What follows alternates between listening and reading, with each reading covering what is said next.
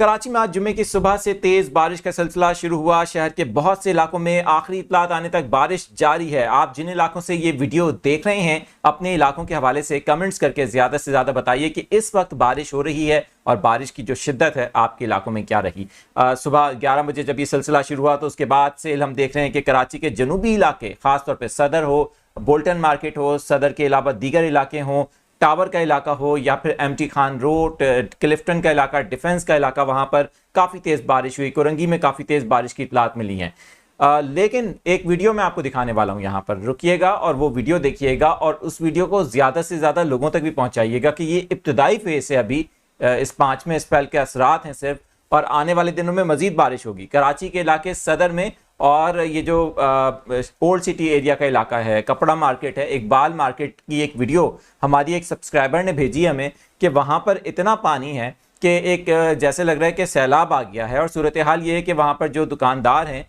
जो ट्रेडर्स हैं, वो काम नहीं कर पा रहे सूरत हाल के अंदर। ये वीडियो देखिए, ये इकबाल मार्केट के मनाजिर हैं जहाँ पर अबतर सूरत हाल है आज होने वाली बारिश के बाद की। आप भी अपने इलाकों की सूरत हाल हमें व्हाट्सएप पर सेंड कर सकते हैं वीडियोस के जरिए। और अगर चैनल पर पहली बार आए हैं तो सब्सक्राइब करके बेल आइकन प्रेस कीजिएगा ताकि आपको आपके इलाकों की सूरत हाल फौरी तौर पे आपके फ़ोन के ऊपर और जिस भी डिवाइस से आप देख रहे हैं मिलती रहे।